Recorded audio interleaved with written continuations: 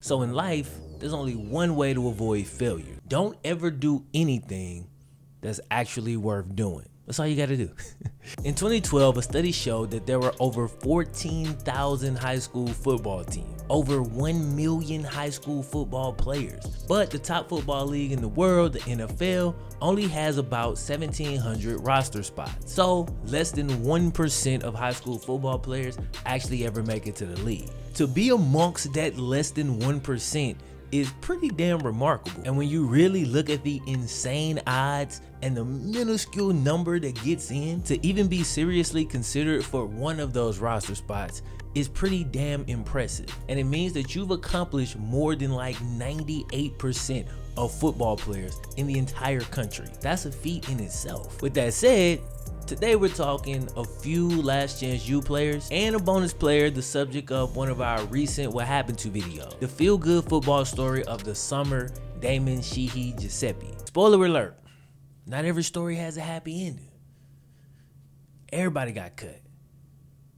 Cue the Wayne. Yeah, you'll never no quitter, 'cause I'ma go get her. Let's start out with a player I already covered in case y'all missed it, Ronald Ali. Ali was unfortunately the first to go of the bunch, and the fact that it happened on HBO's Hard Knocks just added insult to potential Achilles injury. Alright, if you watch the show, you know what I mean. Ali seemed to be having some issues with his Achilles, and it took a toll on his overall demeanor and attitude. Then he missed treatment, all but sealing his fate. He worked really hard to get to that point, and I can only speculate, but it did look like at that point he didn't want to be there. And hell, maybe he did. Maybe he felt the NFL wasn't right for him and decided he wanted to go a different direction, or maybe he just didn't have the mental fortitude to push through it. Either way, it sucks, but it's definitely not the end of the world. Ali's a young guy. Now, I haven't spoken to Ali, so I really don't know, and I can only offer y'all that speculation that I just offered you, okay? But the good news is that he has been invited to join the XFL draft pool, so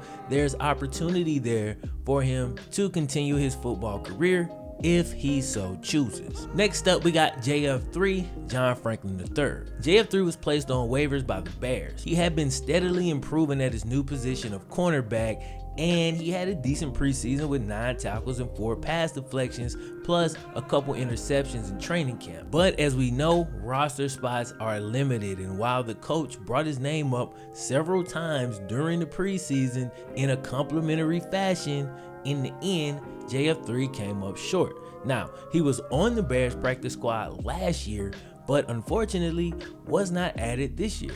He could be picked up by another team, but the fact is he's kind of a project player that doesn't really excel on special teams, so that definitely hurts his chances and may have been the reason that he ended up getting cut. But I will say this, of all the players, I think JF3 may be the best fit for the XFL. The slightly lower talent pool will definitely allow his natural speed and athleticism to flourish a lot more, and his flashy personality and last chance U ties make him incredibly marketable for the new league. The next two players were kind of surprise cuts for different reasons.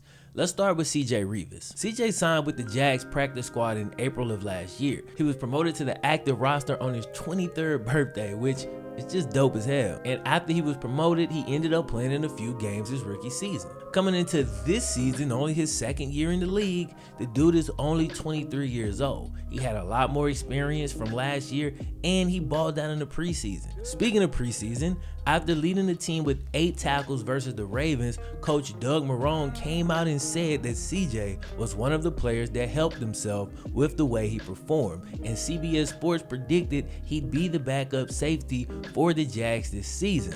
But unfortunately, the Jags cut him. They've added 6 players to the practice squad so far, and CJ is not one of those players, but they do have 4 spots left, so we'll have to see what happens, man. Next up, we got fan favorite Dakota Allen, which ended up being another surprise cut. Now, when Dakota was taken in the 7th round, everybody knew at that point dude was gonna be a long shot to make the team, okay? But the reason people are surprised that he actually got cut is because he looked really good throughout the preseason, and nothing but positive things came out about him during training camp. camp, bro. On top of that, several Rams linebackers got injured, so I thought for sure that was gonna open that spot up for Dakota. On top of that, I even got intel from a few ex-NFL guys who heard that it was looking like he was gonna make the team. So yeah, I was pretty shocked when he was let go. Once that happened, I was just praying that the Bengals would pick him up because we definitely need help at the linebacker position. But as usual, we just kind of sit there twiddling our thumbs, didn't trade for Kiko Alonso. I'm going on a rant, sorry. Back to Dakota. So he's been added to the Rams practice squad, so that's good. He's still in the building, and I know it's just a preseason, but after seeing this dude play, he can play in the NFL, bro. So I will not be surprised if at some point during the season he is added to the active roster, but of course, we got to see how this whole thing shakes out. Now, before I jump into Damon Sheehy-Guiseppi, there is one last chance you player that I need to talk about that you guys may or may not have ever even heard of, but he was at EMCC during the original last chance you run, and he, unlike everybody I'm talking about in this list, did not get cut. I'm gonna be doing a full story on him later this week, so make sure you've got your notifications turned on for that. Moving on. Lastly, we have Damon Sheehy-Guiseppi. This was the best football story of the summer by far. If you're not familiar with the story, I did a video on it and you should 100% check that out, but here's a brief synopsis, all right? Dude chased his dream and was turned down dozens of times. He lies his way into a Browns workout that he had no business being at and actually impressed enough people to get invited into camp. Then, in his first preseason game, he takes a punt return back for a touchdown. Despite all of that, he was cut. And at the time of me recording this video, the Browns have signed 9 guys to their practice squad, and Damon is not one of them. Now, they have 10 spots and they could still bring him back, but he's pretty much just a special teams guy, as he started playing football really late, like in college, that late. So they may feel that the rest of his skill set is too far behind. If they add him to the practice squad, then that'll kind of show us that, okay, they do feel like they could make something, of him. But I can tell you right now, there's tons of teams that need return specialists. So, hopefully somebody gives this man a shot if the Browns don't put him on the practice squad. It's reasons like this, and I know I talked about this with a lot of the players, but this is the reason that I am so excited all the time when these other leagues present themselves. I mean, I know the AAF didn't work out, but look at all the AAF players that ended up getting on NFL squads, or at least getting a shot, getting in NFL training camps.